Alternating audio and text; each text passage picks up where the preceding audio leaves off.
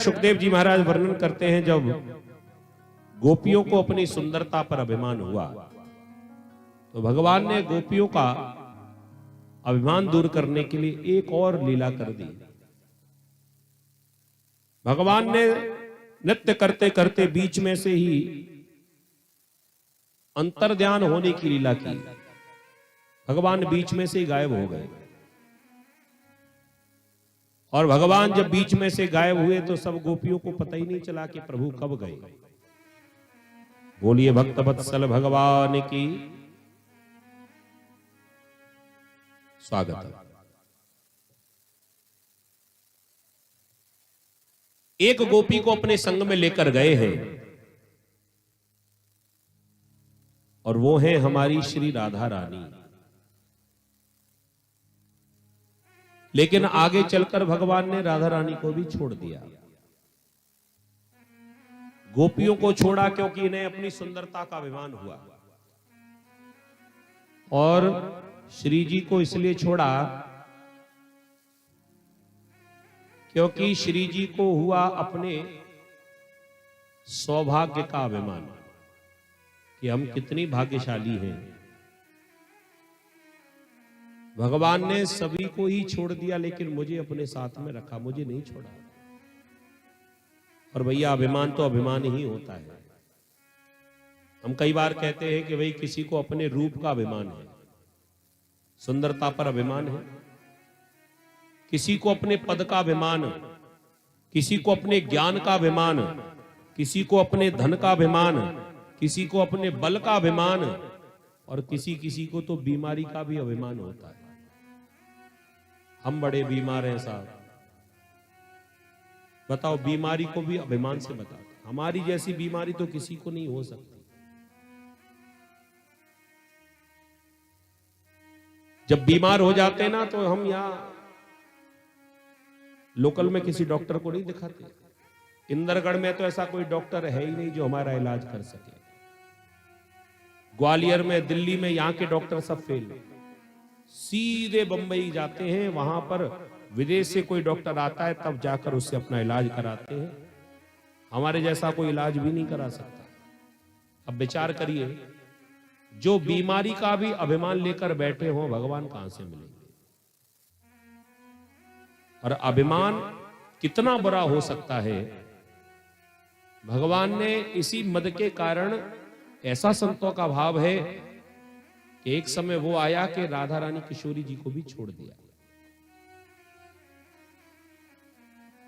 एक संत का यह भी भाव है कि कृष्ण और राधा कोई अलग अलग नहीं है, लेकिन राधा रानी को छोड़ने की जो लीला की है प्रभु ने, वो संसार वालों को सिखाने के लिए, ये बताने के लिए कि भले ही मैं किशोरी से कितना भी प्रेम करता हूं, लेकिन अगर किशोरी के मन में अभिमान आ गया तो समय आने पर किशोरी जी को भी छोड़ सकता हूं।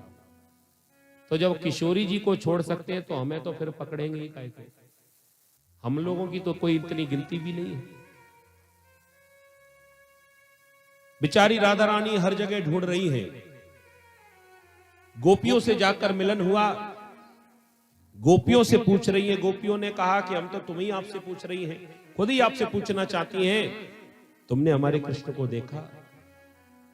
बेचारी वन वन भटक कर लताओं पताओं से पूछ रही है। राधा ढूंढ रही, किसी ने मेरा श्याम देखा? हर जगह देखा, यमुना जी पर देखा, कुंज गलियों में देखा, लेकिन कहीं भगवान नहीं मिले। जब भगवान छोड़कर गए तो सब गोपियों को बड़ा दुख हुआ। सब गोपियां रोने लगी प्रभु की याद में, और इतना भाव विभोर हो गई कि रोते रोते भगवान को गीत गा गा कर पुकार रही है। अब यहां पर दो काम हो रहे हैं गोपियों के द्वारा। ये रोती भी जा रही हैं और गाती भी जा रही है।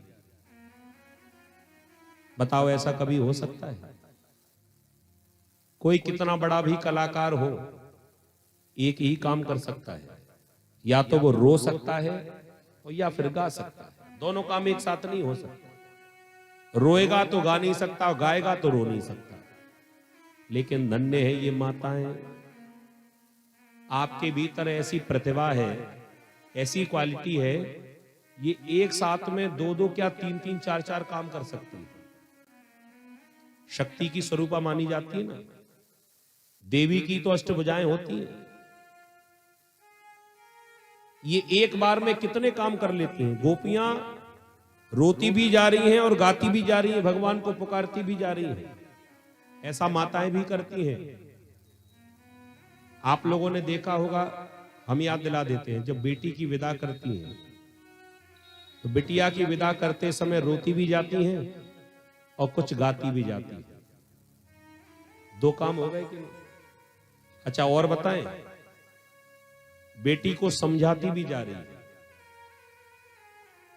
कुछ पैसे लाकर देती हैं बेटी को, कहती हैं कि सुनो, कोई मंदिर आ जाए तो इतने पैसे चढ़ा देंगे। मैनेजमेंट भी सवाल बना, तुम्हारी ननद आएगी तो उसको ये देना है, कोई और रिश्तेदार आया तुम्हारे पास तो तुम्हें ये देना है। और तब तक कोई घर की बिटिया पहुंची कि बुआ जी वो मिठाइयां रखी है मेहमानों की, जरा वो बतौर की चाबी तो दो। बेचारी रोती भी जा रही है, बिटिया को समझाती भी जा रही है, गाती भी जा रही है। और जैसे कोई चाबी मांगने आया और चाबी लेकर गया तो इन सब के बीच में ये भी कहती जा रही है कि बेटी वो चाबी मोइए दी हो, किसी और के हाथ में चाबी न चली जाए। एक साथ कितने सारे काम कर ले। गोपियां भी रोती जा रही हैं और गाती भी जा रही हैं। एक सुंदर गीत गाया जिसको भागवत में नाम मिला है गोपी गीत। 19 श्लोक है इसमें, और प्रत्येक श्लोक में गोपी भगवान को याद कर रही हैं और अपने पास बुला रही है। एक दो श्लोक हम भी सुने, उसका भाव सुने, समझ ले। जयति तेधिकम जन्मना ब्रजः श्रयतविंदिरा सस्वदत्रही दयति दृश्यतां दीक्षुतावक स्वैद्रता सव त्वां विचिन्वते। गोपियां कह रही है कि प्रभु जयति तेधिकम जन्मनाम ब्रजः, जब से आपका जन्म इस ब्रजभूमि में हो गया तब से इस ब्रजभूमि की शोभा बैकुंठ से भी अधिक हो गई। बैकुंठ में कितनी सुविधा हो सकती है, जरा सोचो। जो बैकुंठ में पहुंच गया उसको कभी भी दुख नहीं हो सकता। बैकुंठ में रहने वाला रो नहीं सकता, क्योंकि व्यक्ति रोता तभी है जब बहुत दुख होते हैं। लेकिन जहां दुख हो ही ना, कितनी सुविधा हो। और बैकुंठ से भी अधिक शोभा है वृंदावन की। तो भला इस वृंदावन में हम गोपियां रो क्यों रही हैं? दयति दृश्यताम, हमें दर्शन दीजिए। आपका यदि दर्शन नहीं हुआ तो हम जीवित नहीं रह पाएंगे। इसी वृंदावन में श्रयत इंदिरा, इंदिरा माने होती लक्ष्मी, साक्षात लक्ष्मी का भी वास है। जहां नारायण रहते हैं वहीं लक्ष्मी रहती है। तो महाराज वृंदावन की शोभा तो क्या कहना, लेकिन ये वृंदावन की शोभा सब आपसे ही है, क्योंकि आप हैं ब्रज के प्राण। यूं समझ लो कि कोई बहुत सुंदर हो, बहुत सुंदर हो, जिसका नाक नक्शा बड़ा सुंदर हो, रंग बड़ा सुंदर हो, बाल बड़े सुंदर हो, लंबाई ऊंचाई कद काटी बड़ी सुंदर हो, लेकिन उस शरीर में प्राण ना हो तो भला वो सुंदरता किस काम की है? तो ये वृंदावन चाहे कितना भी सुंदर हो, लेकिन इसके प्राण तो प्रभु आप ही है। और वृंदावन में जब आप नहीं रहोगे तो ये वृंदावन भी सूना हो जाएगा।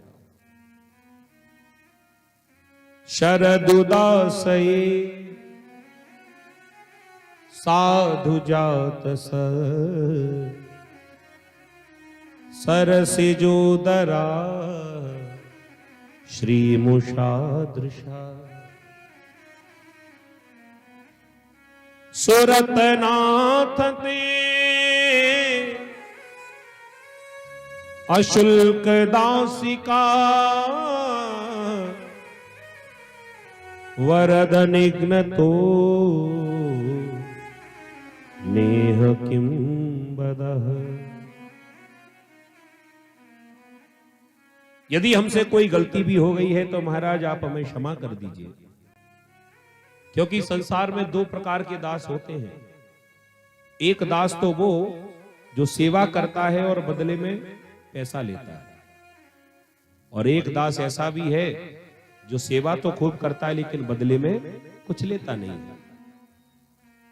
दोनों ही सेवक है, लेकिन दोनों में अंतर कितना बड़ा है सोचो जरा।